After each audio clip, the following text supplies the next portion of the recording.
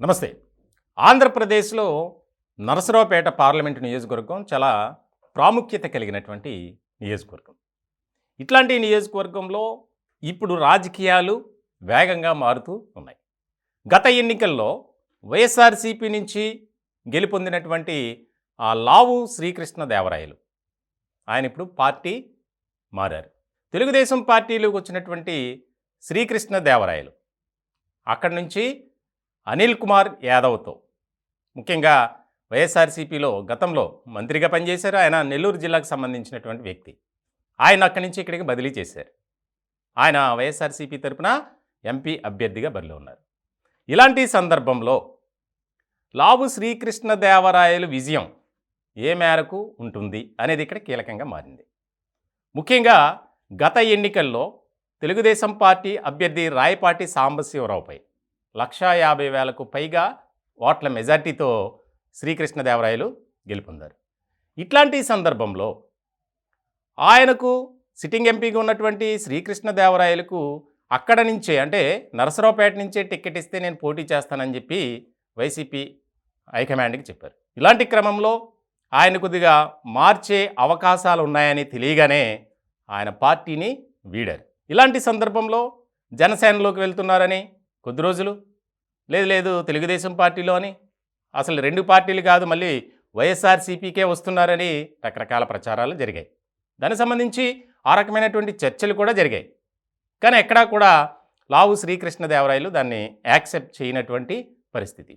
ఇలాంటి సందర్భంలో ఇప్పుడు నెలకొన్నటువంటి పరిస్థితులు మారుతున్నటువంటి సమీకరణాలు చూస్తే లావు శ్రీకృష్ణదేవరాయలు ఖచ్చితంగా ఘన విజయం సాధిస్తారు అంటున్నారు నరసరావుపేటలోని తెలుగుదేశం పార్టీ క్యాడర్.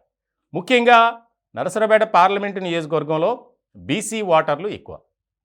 అలాగే అక్కడ స్థానికంగా ఉన్నటువంటి లావు శ్రీకృష్ణదేవరాయలకి ఎక్కువగా ఫాలోయింగ్ ఉంది. ఇలాంటి సందర్భంలో ఖచ్చితంగా వైఎస్ఆర్‌సీపీ అభ్యర్థి మాజీ మంత్రి అనిల్ కుమార్ యాదవ్పై లావు శ్రీకృష్ణదేవరాయలు ఘన విజయం సాధిస్తారు అనేది మాత్రం బాగా వినిపిస్తుంది.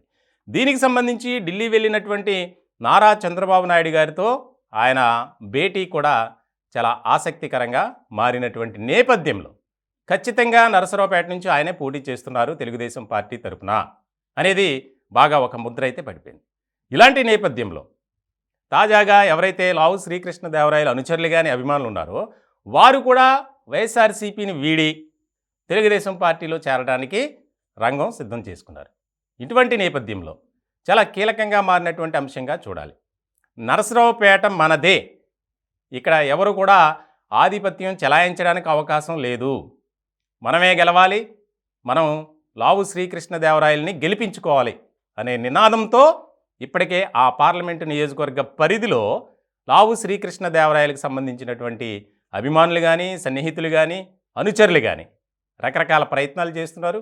దానికి సంబంధించి బైక్ ర్యాలీ అని రకరకాలుగా వారి ప్రచారాన్ని ఇప్పుడే పరోక్షంగా మొదలుపెట్టేశారు. ముఖ్యంగా ఇది వైఎస్ఆర్‌సీపీకి ఒక అగ్ని పరీక్షే.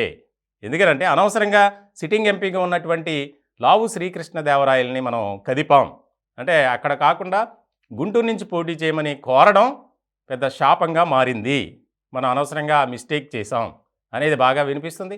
ముఖ్యంగా వైఎస్ఆర్‌సీపీ వర్గాల్లో అయితే ఖచ్చితంగా నరసరావుపేట వైసీపీయే మనమే గెలవాలని ఆ పార్టీ నేతలు భావిస్తుంటే ఇక్కడ ఖచ్చితంగా అనిల్ కుమార్ యాదవ్కి చెక్కు పెట్టడానికి లావు శ్రీకృష్ణదేవరాయలు సిద్ధంగా ఉన్నారనే వార్తలు బాగా వినిపిస్తున్నాయి.